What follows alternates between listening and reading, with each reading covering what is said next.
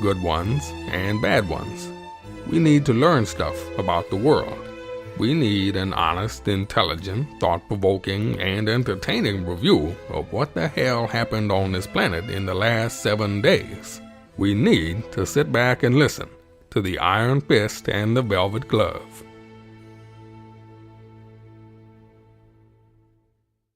Or perhaps the Iron Fist and Joe the Tech Guy on this occasion. Joe, how are you going? Good, and you?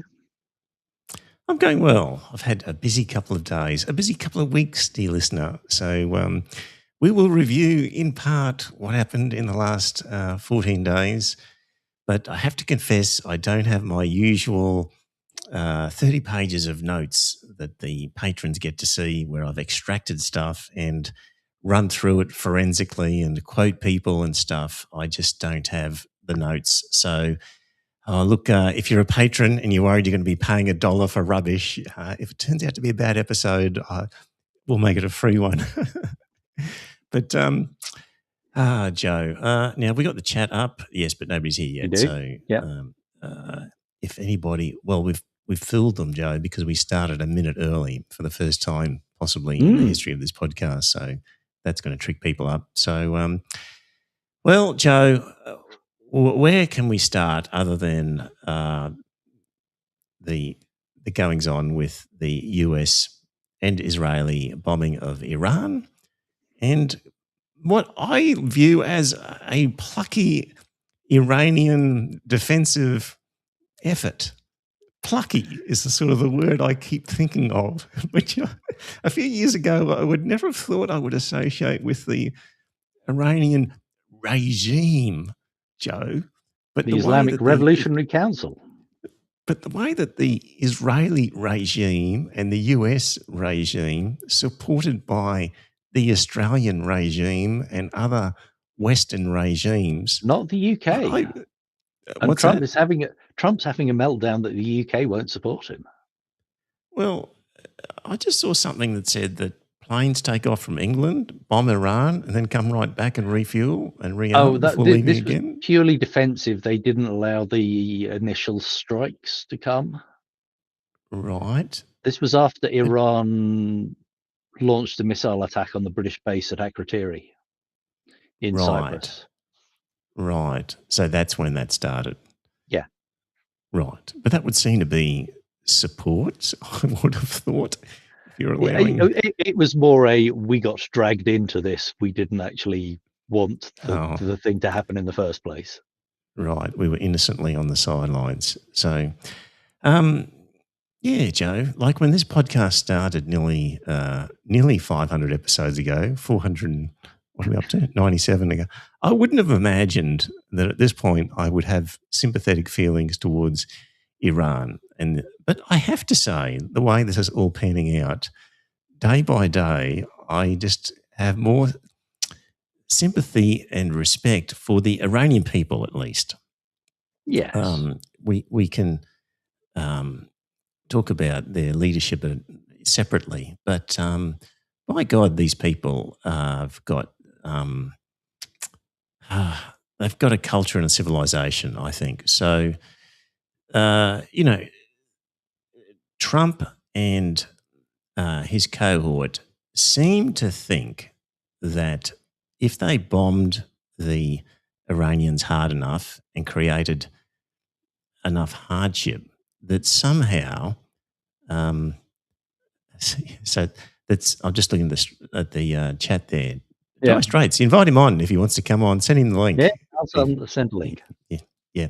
So where was I with that? That they seem to think that if they bombed Iran, that would destabilize things sufficiently that the Iranians, with the help of insurgents who have been planted in there, would rise up against their government and would welcome the freedom fighters of America who were going to install liberty into their country.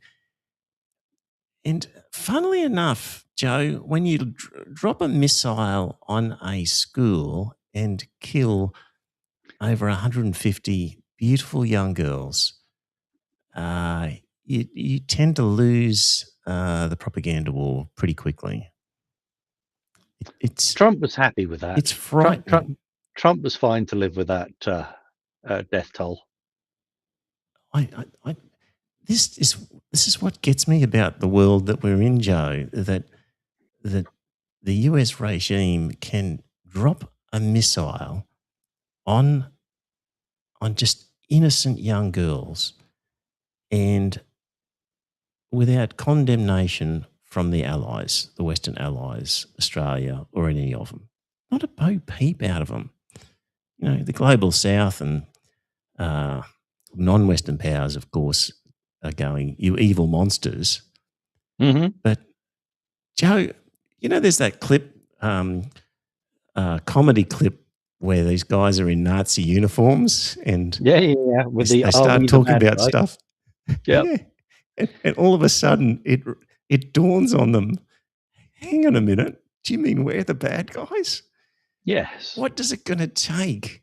What is it going to take before people go, hang on a minute, maybe dropping missiles on innocent schoolgirls is a sign that we are the bad guys?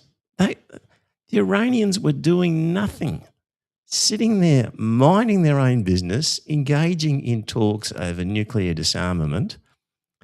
And while in those negotiations, they've just got bombed by us, our side, and we're supporting it. Joe, even with the extreme propaganda that has taken over our society, I mean, when you pick up the Courier Mail and everything is whitewashed and cast in a different light, it still shocks me that people just simply can't take the knowledge of a massacre of young children and see that for what it is, and just draw a line in the sand and say, we're done. We can't associate with this. Some countries have, Joe.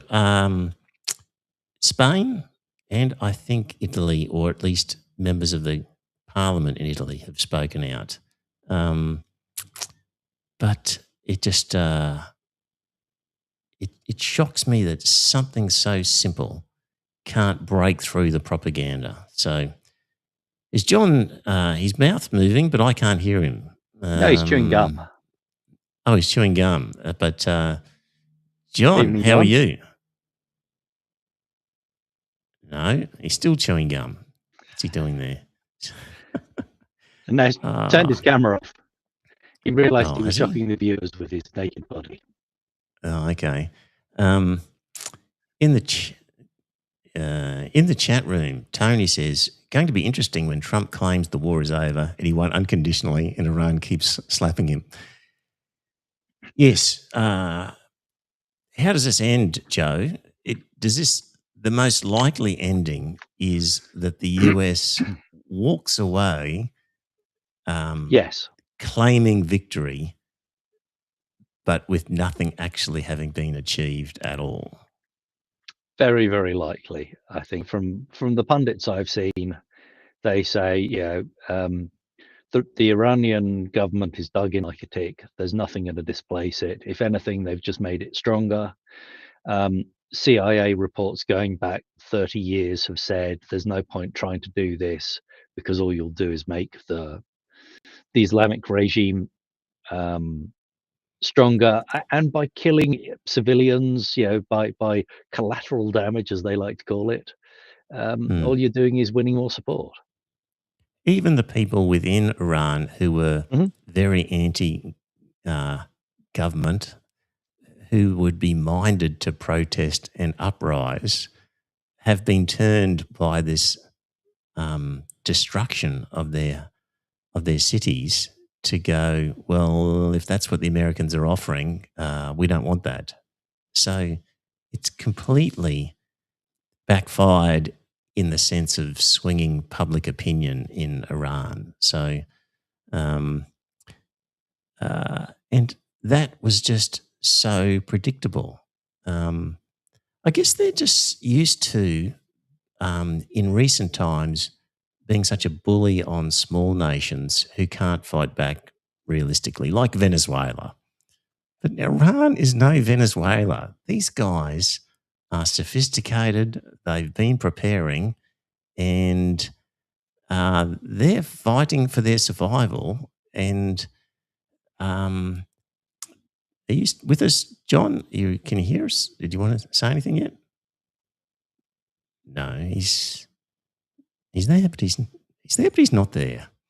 Yes. We'll keep trying with John as he tries to chip in. Where was I going with this? On these thoughts, just the sophisticated retaliation where initially using cheap old munitions to deplete the defensive capability of the enemy. The idea of strategically bombing US bases in these Gulf states and really sending a signal that having US bases on your soil that send missiles our way is a way of getting hurt. So I think in terms of allowing traffic or ships through the Strait of Hormuz, they're certainly allowing Chinese ships to go through. And pretty much, I believe, any ship that is not registered or part of the US, Israel, or any of their allies, which would include us at the moment, Joe, because we're quite certainly an ally of the US, so we couldn't have a ship run through there. But other ships are actually getting through. And, for example, Iran is exporting as much oil as it ever has to China. That stuff is just running through, and China's doing fine in that sense. So clever that way, clever in their attacks on strategic sites, knocking out radar systems that the US had, probably with the help of Russian and Chinese intelligence, but clever strikes like that, and the economic warfare of blockading what is, I think, 20% of the world's oil supply, and the crippling effect that's going to have on Western economies, the leverage that has, quite extraordinary. So poor countries like Venezuela and Cuba can't do anything like that. But the Iranians are a different kettle of fish, and their countryside quite mountainous. They've purposefully set up their military leadership in a decentralized fashion. So knock off some leaders here and there are other decentralized cells that can continue to operate. And good luck to any escalation if the US thought of doing it, because the Iranians are certainly up for the fight. All sorts of images of course, we had the images of the destruction in the Gulf states at the American bases and other important places, and plenty of missiles landing in Tel Aviv in Israel. Of course, when you pick up a newspaper in Australia like the Courier Mail this morning, what do you get? No stories about the little girls in Iran blown to bits by the US. Instead, you get sob stories by Israelis in Tel Aviv about how hard life now is because, somebody is firing missiles at us without recognising the hypocrisy that when you've been doing this to other people for years, maybe you won't get a lot of sympathy. I mean, obviously there are people in Israel who objected to what their government has been doing in its Zionist movement. There's been Jewish people who are non-Zionist, but there's a lot who are Zionist. And, of course, just to digress, not only are the Israelis firing missiles at Iran, but they are really working on the West Bank. The various crazy settlers are just murdering and massacring poor Palestinians because the world's attention is on other things, and they're also fighting heavily in Lebanon as well. Like the Israeli government are just relentless in their capacity to just keep bombing people and killing people. You would have thought most countries would just concentrate in a fight with, say, Iran on just that fight. But no, they're going to run a couple of other battles alongside at the same time because, hey, why wouldn't you?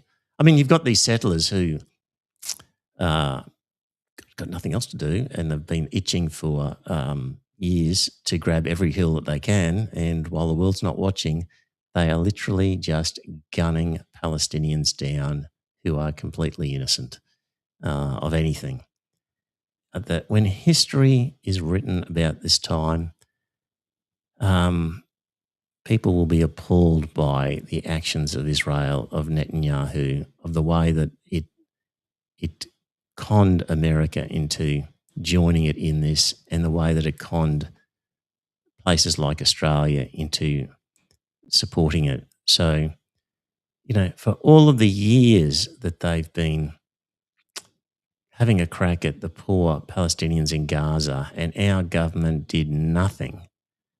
And then when the Americans bomb Iran and Iran retaliates, suddenly we're able to help defend the poor Gulf states, and we're sending over some sort of aeroplane that does some sort of radar detection or whatever. Like the actual help that it'll give, I don't know. But symbolically, where we've gone, oh, Gaza, it's too far away, it's not our fight, nothing to do with us. And yet, when Iran retaliated, our government quick to supply some sort of military support. The Labor government has lost all morals.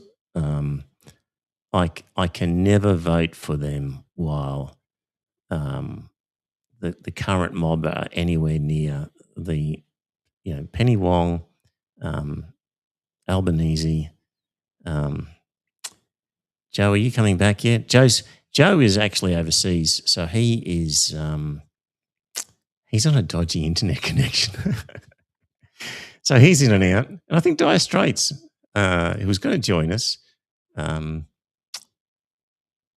he is now just back in the chat room because the technology got the better of him. Yeah. Where was I in my little ranting? Yes.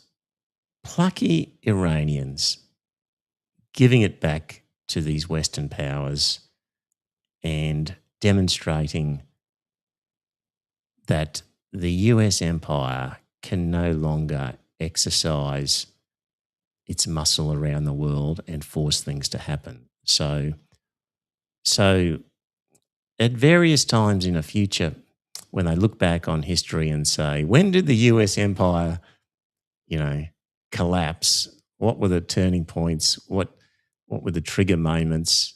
Certainly this battle with Iran is going to be one where a much smaller country, but with some strategic advantages, basically said not so fast. And I mean, it's a good demonstration of how it's not easy to invade other countries, particularly when they're on the other side of the world. And if they're well defended, then an attacking force is up against it. And, in this case, the Iranian threat with their missiles is scaring the bejesus out of any US naval commander in charge of a large vessel like an aircraft carrier. Like, they have parked themselves way off from Iran, and the bombers and the rest that is happening, a lot of it is having to be done refueled in the air because where they're taking off from has to be so far away. So the Iranians have taken full advantage of what they have available to them, and the Americans just thought that with their big bad navy they could waltz in. Trump doesn't even seem to understand. He seems to think that the US Navy can just escort commercial ships through the Strait of Hormuz. And the bit, when I say the plucky Iranians, one thing I saw, Joe, was where these Iranians said that if any ship that can convince an American naval vessel to escort them, they guarantee the safety of that commercial vessel. So they weren't guaranteeing the safety of the American naval vessel, but they were basically put out a post saying, if you can convince a US naval vessel to escort you through the Straits of Hormuz, we will guarantee your safety. I thought that was cheeky and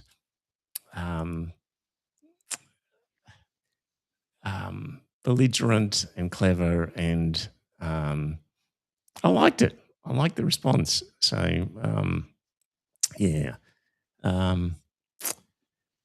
Yeah. Well, the US is saying they don't have enough to cover the strait. You dropped out a bit on me then, Joe. Want to have another crack at that comment? Okay. So the US say they don't have enough for naval vessels to protect the whole of the strait, and they're asking partners to fill in the blanks. Yes, these are the partners. You started this bloody fight. Why should we help you? Oh, God. But they didn't start it, according to Pete Hegseth. Of course not. You see stuff where he says, we didn't start this war, they started it. Orwellian stuff. Absolutely. So, and this... We've always been at war with and this East is Asia. the guy who, honestly, when you see clips of him talking, and he's such a warmonger, and the language that he uses, which is, we're basically going to punch them while they're down, and we're going to massacre people, and yes, we're going to take out civilians, and the rules of war don't apply to our war fighters. We're not constrained by anything. We'll do whatever we want. And that's our ally. And at that point, any normal Australian government should have said, no, any ally of ours has to abide by, the Geneva Convention. I feel like I'm in an episode of Hogan's Heroes when I say that, because they were always referring to that. But, that we would have an ally who says, when it comes to the rules of war, we just are throwing out the moral restraints and doing whatever the fuck we like. And we are saying, that's okay, and here's a few aeroplanes with radars to help you out.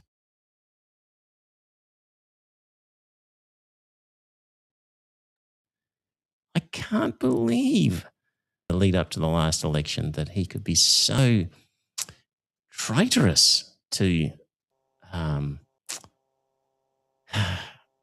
what this country should be all about. Like, it just it shocks me at his and Penny Wong's willingness to just, what's the expression? Bootlickers, hopeless bootlickers of the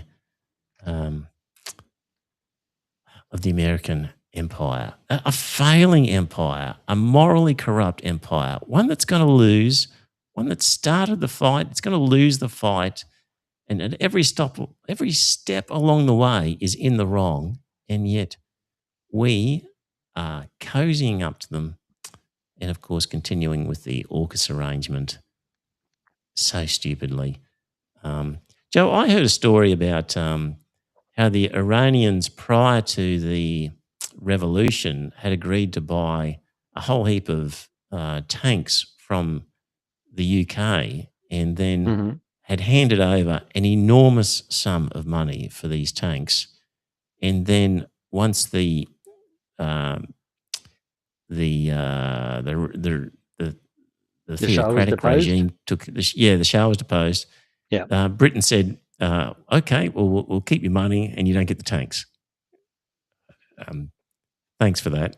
And basically stole the Iranian money and has never given it back.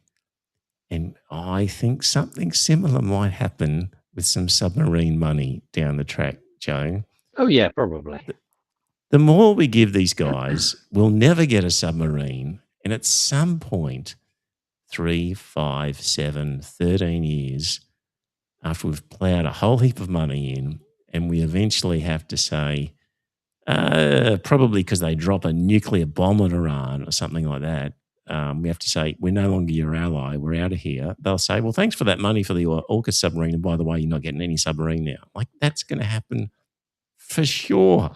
But the money was never for the submarines. The money was to help them upgrade the dockyards to hope that we might possibly get some submarines. Because do you not remember that clip where the minister was questioned about what happens if we don't get the submarines? Do we get the money back? And they kept on weaseling out of the question. Correct. There was no clawback provision in the contract Basically, at yep. all. Yeah. And when we're so enmeshed with these people, as we are now, so that US submarine, now, was it they sank an Iranian vessel. It was a US submarine that Yes, it was. sank That had 2 Australian crew on board.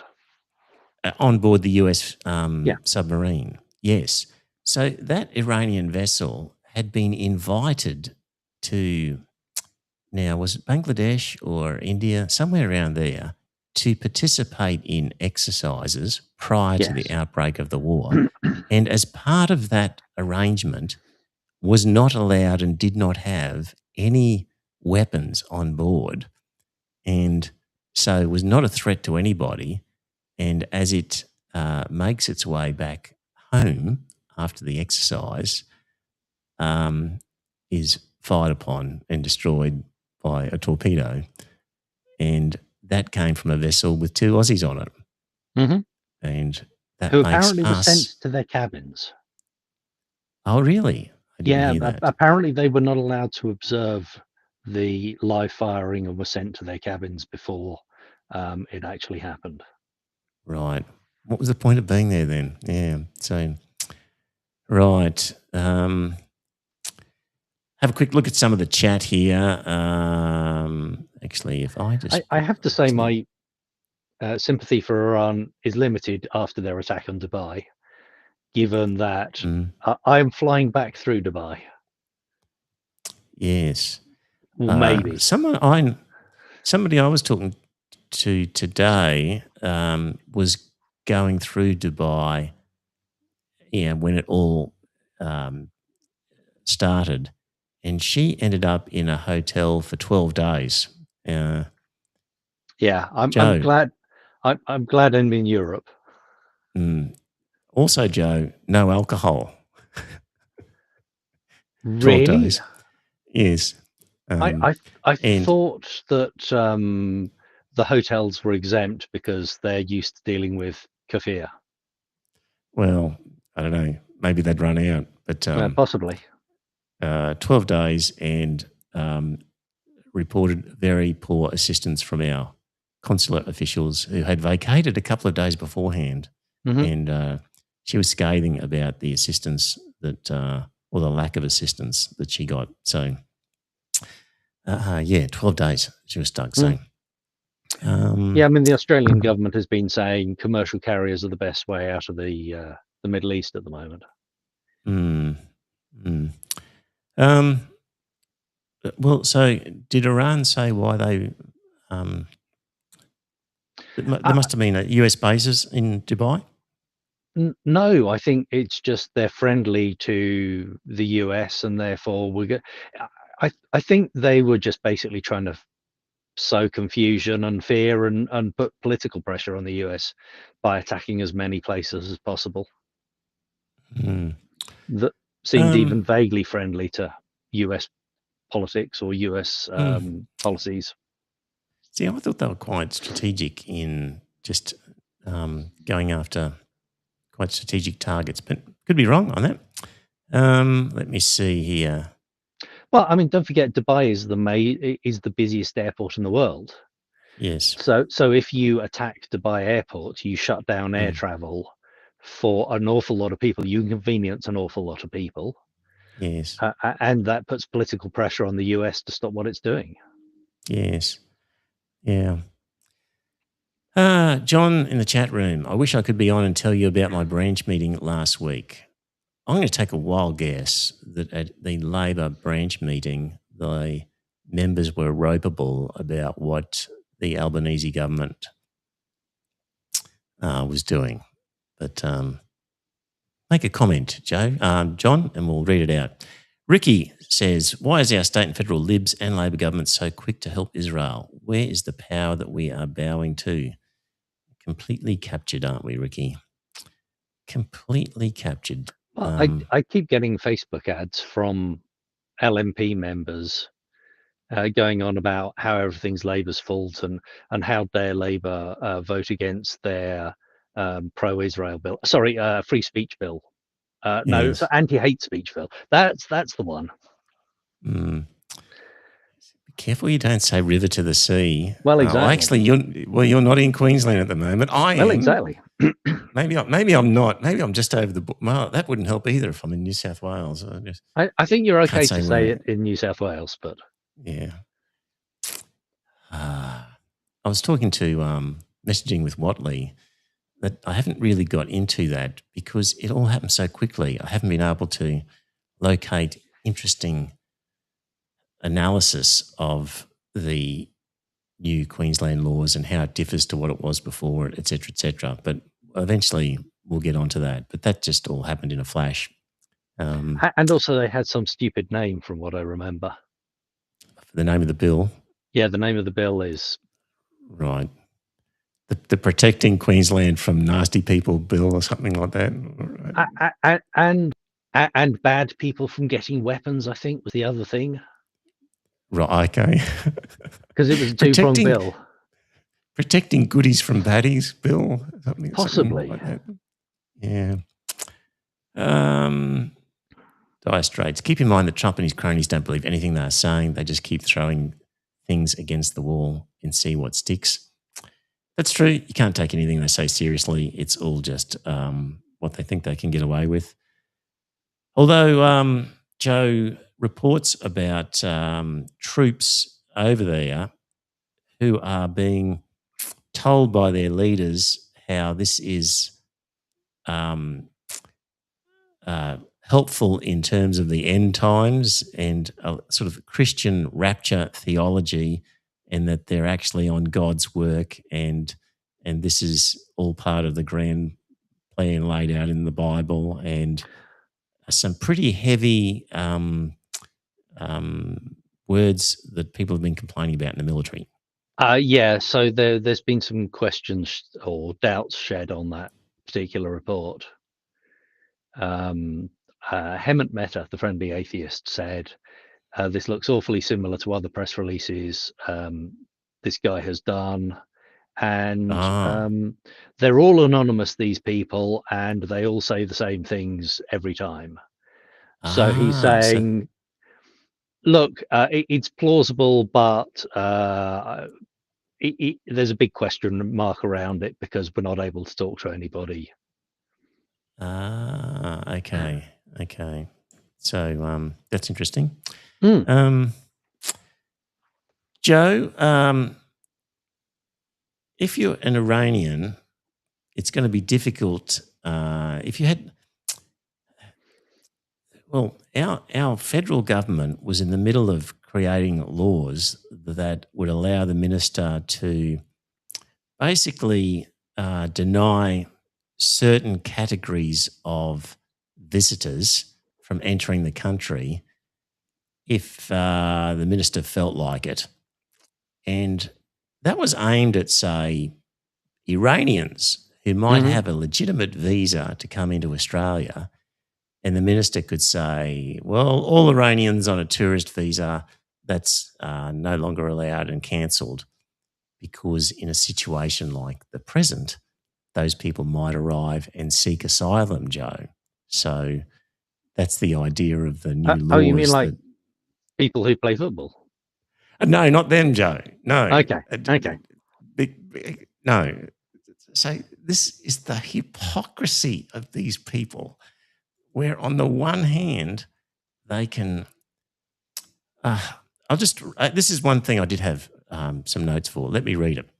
The migration legislation, introduced at the same time as the soccer team drama was unfolding, is designed to enable the minister to suspend the temporary visas of people who secured these in good faith but haven't yet travelled to Australia.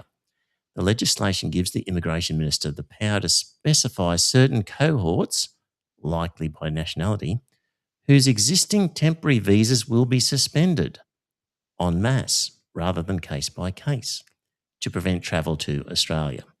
I.e., the minister can say, all Iranians no longer allowed, despite the fact that you have a valid temporary visa.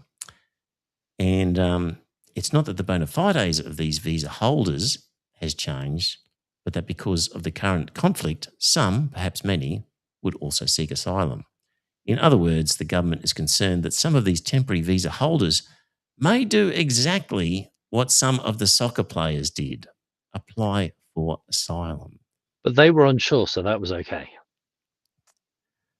Joe, the hypocrisy when you are introducing that legislation, and then there's a soccer team and you go for the optics of it, and perhaps to satisfy Donald Trump, who supposedly demanded it, apparently to then approach them. Albanese actually granted the visa before Trump started tweeting. However, MAGA have got it in their heads that it was only thanks to Trump's intervention that these visas were granted. He's such a good boy. He's so well trained. He knew what to do before he was even told, Joe. Yes. But to tell Tony Burke, scurry on over, find these women, and because clearly, like anybody, they would be feeling oppressed and would want to leave their homeland. Of course, it's sad, and they'd never see their family ever again. But, most likely that's what... And so it looks like these women were heavily pressured. A number of them accepted the deal. And since then, I think maybe 5 or 6 accepted the deal. And since then, I think all but 1 or 2 have basically said, actually, no, I want to go home and I don't want this deal. And I saw footage of different other Iranian soccer players. How much of this is true or not, I don't know. But it was like, for God's sake, leave us alone. We want to go home and stop harassing us to try and convince us to stay behind. So, there was talk that's that a sorry saga. some of their families had been threatened. I don't know how real that is. Yeah, I don't know either. But the hypocrisy of saying for the optics, oh, yes, these poor girls, will open our arms to them and help them out, at the very time you are saying, all you guys, no way you're coming here because there's half a chance you might want to do what these soccer players are doing. So, yeah, Ricky says the Iranians presumably probably realise how racist we are. I think so. I don't necessarily countenance that Australia as a country is particularly racist. I think in comparison to an awful lot of countries, I mean, sure, there's a way to go, but I think in comparison, we are very, very accepting of other races. I think our sympathies for Israel and America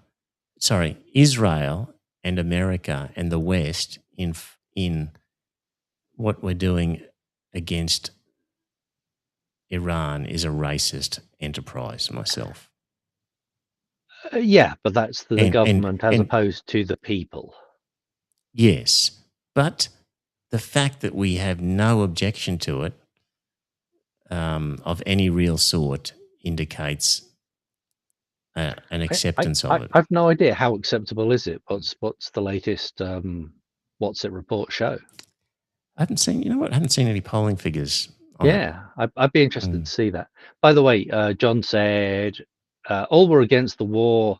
He got his motion against Australian troops stacking Iran up, but it wasn't unanimous. Right. Okay. So, yes, I can imagine my reading is of various significant Labor people who were members of former Labor governments just appalled, like Doug Cameron and people like that, just appalled at what Albanese is doing. And I can imagine there would just be countless Labor Party rank and file members who would be livid at what's happening. And I know last time we looked at the polls, there wasn't a shift to the Greens, but I am predicting one, Joe. I think this has to cause a big shift from some rusted on Labor people to the Greens. I can't see anything else. Talking of the Greens, did you see the UK by-election where the Greens won the seat? I heard that. Yes. Yeah. Yeah. Are they a similar group to our Greens? They are, but of course in the UK it's first past the post, and a lot of people historically have been worried to vote minor party, because effectively you're taking away votes from either Labour or, if you're voting right wing, away from the Tories. So the Greens came first. Reform, who are basically One Nation, came second. Labour came in, I think, third, and then the Tories were way, way down. So it was interesting. We'll see. Surely that has to happen here with the Greens going well. They have been very outspoken against this war. Shoebridge, I think, is the main one who speaks very well against what is happening. Ricky's asking, is there a space in Australia between Labour and the Greens for another party? I think for people who will never vote Green. Yeah, for the Scots of the world.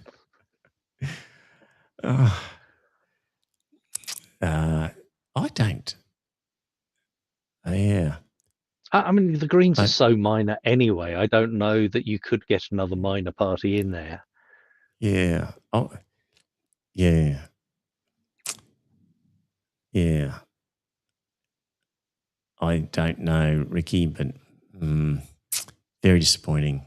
Ricky, I think you are connected with somebody who used to aspire to be a member of Parliament for Labor, and I'm just wondering, is that person still as keen on Labor as they once were, or has that changed? Ricky, I'd be interested to know that. Joe, we've mentioned before Francesca Albanese, UN rapporteur on Israel and Palestine, has been doing a fantastic job. Yes, and got sanctioned by the US because of it. So she, like the ICC people we've mentioned before, credit cards, can't use anything connected with any American business, which includes Visa, MasterCard, Booking.com. Very difficult for her just to operate a bank account. Life is just tricky to navigate for even ordinary people if you are sanctioned like that, let alone somebody in her position who needs to travel around to talk to people and meet with people. So she is under sanctions, and at the same time, the man who is the founder of Al-Qaeda in Syria, the US just took his organisation off its terror list and lifted sanctions that were on him. So an Al-Qaeda terrorist is no longer sanctioned by the US, but Francesca Albanese is. And our stupid, traitorous fucking government wants to be an ally with a country that does that. Incredible. But that's the world we live in. We mentioned before, this is a rambling podcast, this one, isn't it? The way this will end is with the US declaring victory. One of Trump's posts, this one was today actually, or his truths, Donald Trump. The United States of America has beaten and completely decimated Iran, both militarily, economically, and in every other way. But the countries of the world that receive oil through the Hormuz Strait must take care of that passage, and we will help a lot. The US will also coordinate with those countries so that everything goes quickly, smoothly, and well. This should have always been a team effort, and now it will be. It will bring the world together towards harmony, security, and everlasting peace. President Donald J. Trump. Okay, Ricky mentions that person is still heavily involved with the branch but won't be running it again anytime soon.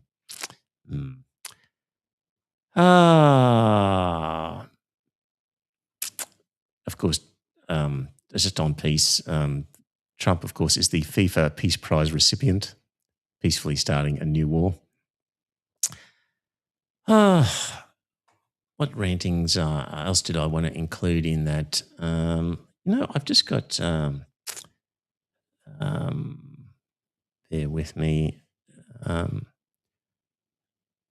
Yes, so the administration of President Trump has warned that news outlets could have their broadcasting licenses revoked over critical reporting on the war against Iran, accusing the media of distortions.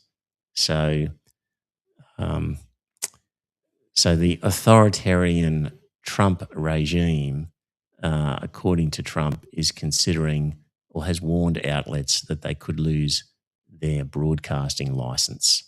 So there's that one. I'll just scroll through a few things I've got here. This one was interesting. A guy in the Australia Institute commenting on a wealth tax and billionaires, and he made a good point. There is no country I can think of that has a better shot at taxing billionaires. Australia's wealth is overwhelmingly property and natural resources. The rich cannot take them away. That's a really good point, actually. So we could tax these people properly because they just can't take the mining and the property interests and take it overseas. It's more so than other countries. It's based locally. So we could do that.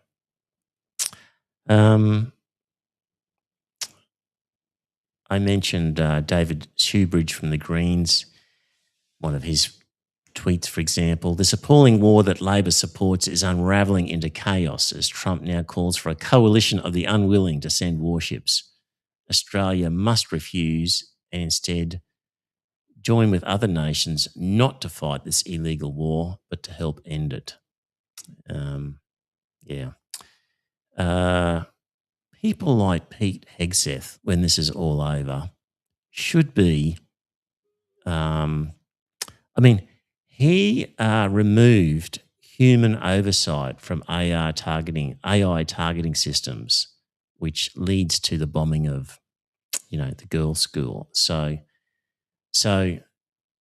this guy is a war criminal, and if there's any justice in the world, Hegseth will appear in some court somewhere at some stage, but unlikely to happen. Who was it? Rumsfeld recently, or was it? There's another guy. I'm not sure if it was Rumsfeld or one of the other ones. Responsible for millions of people dying and lived to a ripe old age in retirement in the US, surrounded by friends and family. Just doesn't seem to work out the way it should. Meanwhile, as well, there was that the Palestinian prisoner raped by his Israeli prison guards. There's footage of it. There's medical evidence of it. It is as plain as day it was done. That guy got off, and shortly afterwards it was seen on some Israeli television show being applauded. That's one of our allies. As I said before, the Israelis are taking the opportunity to kill more on the West Bank and in Lebanon. According to World Health Organization, Israel killed 14 health workers in southern Lebanon in 24 hours. So the dead included 12 doctors, nurses and paramedics killed in an Israeli strike. So these guys not only target children, but they also target health workers. And it's not just chance. These are happening intentionally. And Israel says it will target more ambulances and medical facilities in Lebanon. The Israeli military issued what it called a serious warning that ambulances and medical facilities in Lebanon could be targeted, alleging Hezbollah is using them for military purposes. That's the ally that we are sending help for. Even John Bolton is the guy who said, it's not easy to conduct regime change, and I should know because I've done it a few times, or I've tried a few. He said something outrageous like that. He's got a big bushy white moustache, just a shocking American warmonger. And he said, I favour regime change in Iran, but I'm deeply worried that inadequate preparation will prevent that goal from being achieved. There seem to be holes in the strategy, from the lack of coordination with the opposition to the lapse in preparing the American people ahead of the attack, meaning not enough propaganda.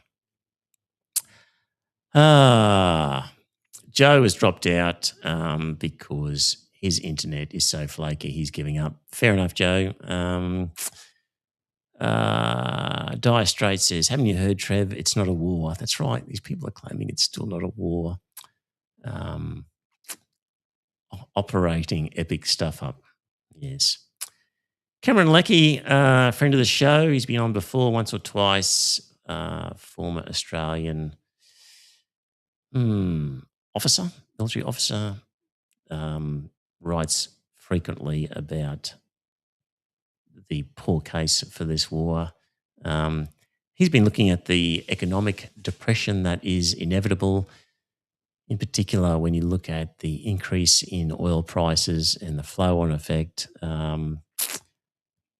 That'll be interesting to watch. There was something as well about the dollar. What was that?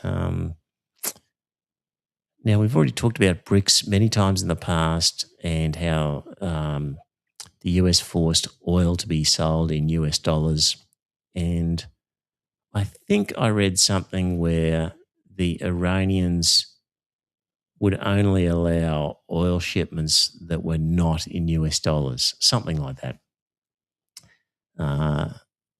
They get that. What else have I got here? Okay. The Iranian diaspora. So what you can have is where you, I know somebody, for example, who works in a sort of a chemical metallurgy type field, and there's a few Iranians in the workforce, and those Iranians were happy about the bombing of their former home country.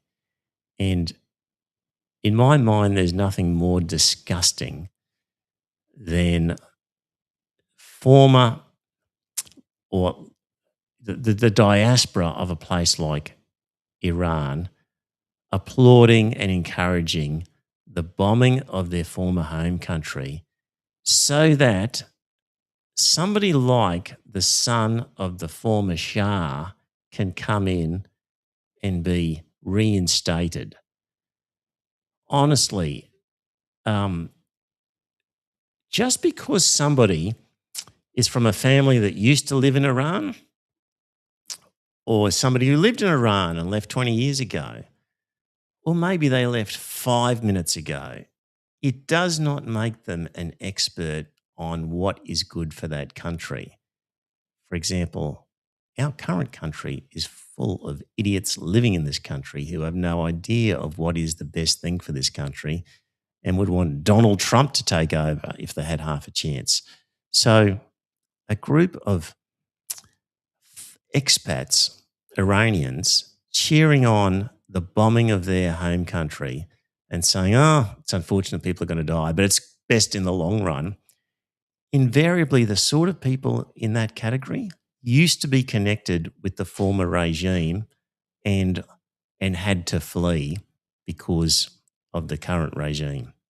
And their capacity for objective analysis of what's best for the country is possibly makes them worse as a candidate to comment on their country than somebody who's never been there before. I've got just contempt for that sort of diaspora. And saw an article, kind of difficult to explain, but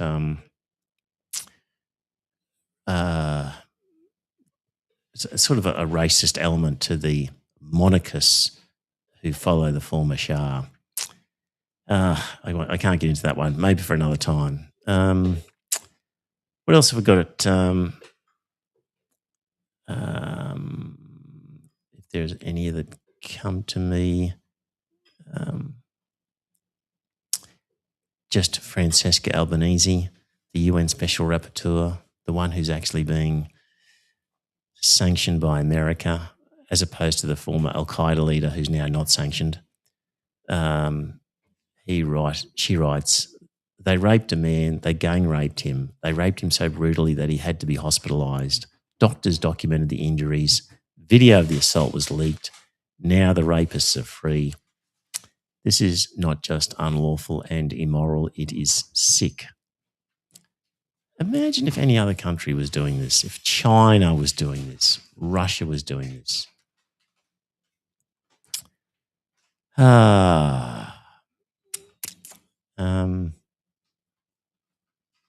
I think I'm about done on this rant, dear listener. Next week, I'll be more prepared. What have we got in the chat room to finish off? No, that was still Joe saying his internet was flaky. Well, thank you for the people in the chat room who stayed on. It went all over the shop, didn't it? But you don't have to forensically go through all of the evidence. You can have just a passing interest in it, and it should be obvious to everybody what an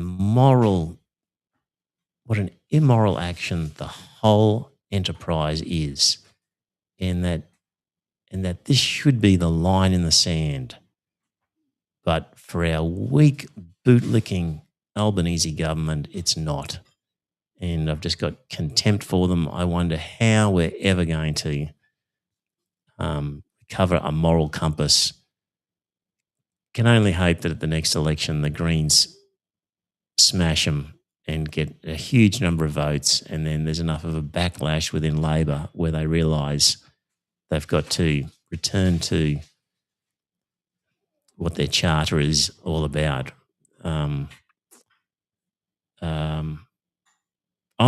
kind of wishing Scott Morrison was still in charge and doing all this shit so I could have some hope that had Labor got in, it wouldn't have happened. It just adds depression to know that these guys are doing exactly what I would have expected Scott Morrison to do. There's no greater insult, is there? All right. Okay. Back next week. See you then. Bye for now.